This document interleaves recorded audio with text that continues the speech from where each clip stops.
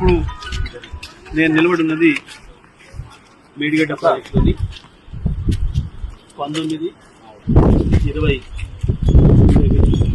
ఎక్కడైతే నేను చెప్తున్నాము. పర్టికులర్గా ఇక్కడి నుంచి ఇక్కడ వరకు ఉండిపోయిన ప్రాంతం మీద ఈ గేట్ ఒకటి పోయింది, మనం కట్ చేసింది, పోయింది. కాబట్టి ఇక మిగతా మొత్తం బ్యారేజ్ అంతా కూడా ఇప్పుడు మనం నడుచుకుంటూ వచ్చినాం.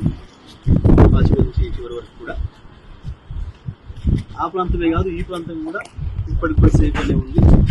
ఇవాళ 10 లక్షల క్యూసెక్ల ప్రవాహం ఉంది. అయినా మనకు కనబడుతూనే ముందు వైపు వెంట వైపు ఉంది. అయితే ఇది గతంలో 28 లక్షల క్యూసెక్ల పైగా నీళ్ళు రావడం జరిగింది ఇక్కడ. అంటే ఇప్పుడు మనం అటువైపు వెళ్దాం.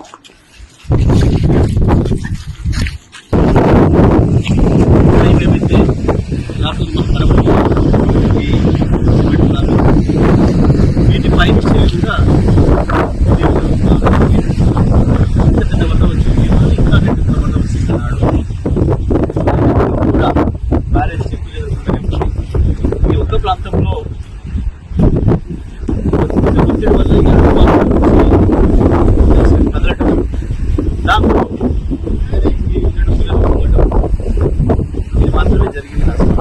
అయినా ఈ బ్యారేజ్తో సంబంధం లేకుండా మనకి దీనికి 20 కిలోమీటర్ల పైన ఉన్న పల్లెపల్లి పంప్ హౌస్ మనం ఏదైతే వెళ్ళొచ్చినామో ఆ పంప్ హౌస్ దగ్గర నుంచి మనకు నీళ్లు లిఫ్ట్ చేసేది. ఈ బ్యారేజ్కి కానీ ఈ కుంగుబాటికి కానీ దాని నుంచి నీళ్లు లిఫ్ట్ చేయడానికి కానీ ఎటువంటి సంబంధం లేదు. అది ఎప్పటికీ నీళ్ళని లిఫ్ట్ చేస్తూనే ఉండే అవకాశం ఉంది.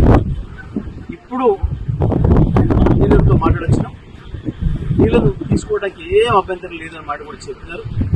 కేవలం స్వతిల్లా అన్నారంలో మళ్ళీ అక్కడేదో ఇబ్బందులు వస్తాయి అని చెప్పి NDSA వద్దని చెప్పి చెప్తున్నారు. పూర్తిగా కూడా ఇది అబద్ధం. ఎక్కడ ఏ ఇబ్బంది కూడా లేదు. కేవలం దుర్మార్గమైన ప్రచారం చేశారు కాబట్టి, మొత్తమే లేదు కాలుష్యం కొట్టకపోయింది అని చెప్పి ప్రచారం చేశారు కాబట్టి, ఇవాళ నీళ్ళు ఇస్తే మీరు చెప్పింది అబద్ధము అని చెప్పి ప్రజల ముందర తేలిపోతుంది. కేసీఆర్ గారి పైన మేము చేసేది దుష్ప్రచారం అనే విషయం ప్రజలకు తెలిసిపోతుంది.